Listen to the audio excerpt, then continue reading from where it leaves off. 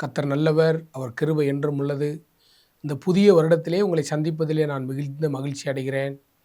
உங்கள் எல்லாரையும் நான் வாழ்த்துகிறேன். இந்த புதிய வருடத்தில் ஆண்டவர் உங்களை ஆசீர்வதிப்பார், உங்கள் வாழ்க்கையை உயர்த்துவார். உங்களுக்கு கொடுத்த வாக்குத்தத்தத்தை எல்லாம் அவர் நிறைவேற்றும்படி அவர் காத்துக்கொண்டே இருக்கிறார். இந்த நாளிலும் அந்த வாக்குத்தத்தை சுதந்தரிக்க நீங்களும் உங்களை அர்ப்பணியுங்கள். ஆண்டவர் பெரிய காரியங்களை செய்வார். இன்னைக்கு உங்கள் எல்லாருக்கும் நான் அன்பின் வாழ்த்துக்களை தெரிவித்துக் கொள்கிறேன். லூக்கா எழுதிய புஸ்தகம் 24ஆம் அதிகாரம் 27வது வசனம் இப்படியாக சொல்லுகிறது. அன்றியும் மனம் திரும்புதலும் பாவ மன்னிப்பும் எருசலேம் தொடங்கி சகல தேசத்தாருக்கும் அவருடைய நாமத்தினாலே பிரசங்கிக்க வேண்டியுள்ளது அப்படின்னு எழுதியிருக்கிறது. பாருங்கள் அன்பு பிள்ளைகளே, இன்னைக்கு ஆண்டவர் என்ன சொல்கிறாருன்னு கேட்டிங்கன்னா, எருசலேம் தொடங்கி சகல தேசம் முழுவதும் அப்படின்னு ஒரு வார்த்தை சொல்கிறார். நல்லா பாருங்கள், நீங்கள் ஒரு சாதாரண ஆள் கிடையாது. இந்த உலகத்தை மீட்கும்படி ஒரு பெரிய பொறுப்பு உங்கள்கிட்ட இருக்குது. நீங்கள் ஒரு சாதாரண ஆள் கிடையாது. பரலோகம் உங்களை நம்புகிறது, ஆண்டவர் உங்களை நம்புகிறார். எருசலேம்னா என்ன? நீங்கள் இருக்கின்ற பட்டணம் தான் எருசலேம். நீங்கள் இருக்கிற இடம்தான் இந்த எருசலேம். அந்த எருசலேமில் நீங்கள் தொடங்குகிற நல்ல காரியம் எங்கே வரைக்கும் போகணும்? சகல தேசத்துக்கும். சகல தேசம்னா என்ன? உலகம் முழுவதற்கும் ஆண்டவர் உங்களை பயன்படுத்த விரும்புகிறார். நான் சொல்கிறேன், நீங்கள் ஏதாவது ஒரு தாழ்வு மனப்பான்மையில் இருக்கலாம். என்னாலலாம் ஒன்றும் முடியாது பிரதர், நான் எதுக்காக இந்த உலகத்தில் பிறந்திருக்கணும்? வருஷம் புது வருஷம் பிறக்குது. புதிய வருஷத்தில் நான் ஒவ்வொரு புது வருஷத்துலேயும் பல தீர்மானங்கள் எடுக்கிறேன், பல காரியங்களை நான் தீர்மானிக்கிறேன். ஒன்று கூட என்னுடைய வாழ்க்கையில் நிறைவேறவே இல்லை பிரதர். நான் சும்மா இருக்கிறேன், இந்த உலகத்தில் பிறந்தது வேஸ்ட். நான் வேறு ஏதாவது அம்மா அப்பாவுக்கு பிறந்திருந்தால் கூட நல்லா இருந்திருப்பேன். நான் பிறந்த குடும்பம் சரியில்லை, நான் பிறந்த ஊர் சரியில்லை, நான் பிறந்திருக்கிற தெருவில் சரி கிடையாது, என்னுடைய உடன் பிறந்தவர்கள் சரியில்லை என்று சொல்லி உங்களை நீங்களே நிந்தித்து கொண்டிருக்கிறீர்களா? உங்களுக்குன்னே ஒரு கட்டத்தை அமைத்து அந்த கட்டத்துக்குள்ளே நீங்கள் உட்காந்துருக்கீங்களா?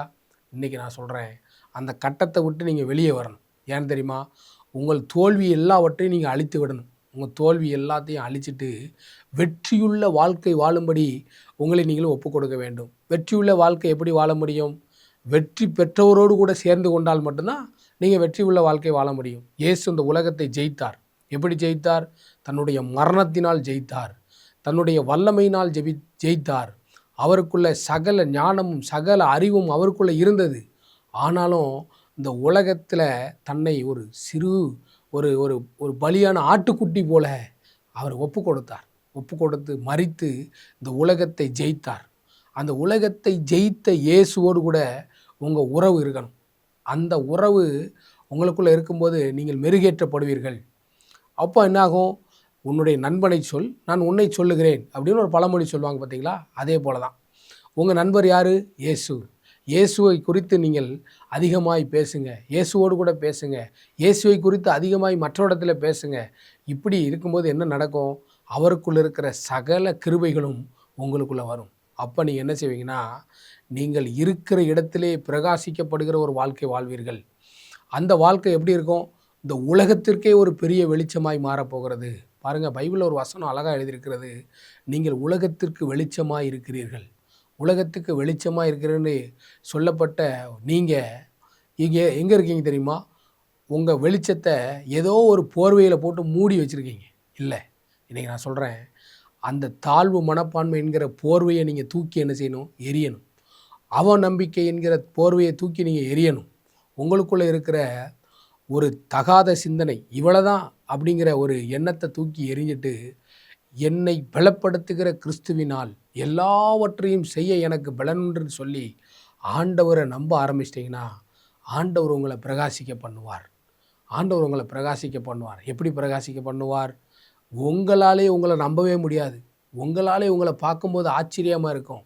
நானா இப்படி இருக்கிறேன், நானா இப்படி வளர்ந்துருக்கிறேன், நானா இப்படி இந்த காரியத்தெல்லாம் செய்கிறேன்னு சொல்லி உங்களுக்குள்ளே ஒரு ஆச்சரியம் உண்டாகும் பாருங்க.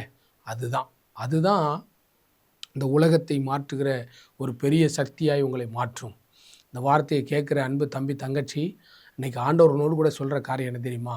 எருசலேமில் தொடங்குகிற உன்னுடைய அந்த நற்கிரியைகள், எருசலேமில் தொடங்குகிற உன்னுடைய புகழ், எருசலேமில் தொடங்குகிற உன்னுடைய ஞானம், எருசலேமில் தொடங்குகிற உன்னுடைய அறிவு உலகம் முழுவதுக்குமாய் அது பயன்படுத்த போகிறது. நான் சொல்கிறேன், இந்த வருஷம் ஆண்டவர் உன்னை உலகத்திற்கு பயன்படுத்த விரும்புகிறார். நீ என்ன செய்ய வேண்டியதான்? ஆண்டவர்கிட்ட உன்னை ஒப்புக்கொடு. எப்படி ஒப்பு கொடுக்கணும்? ஆண்டவரே, உம்முடைய அடிமை நான்.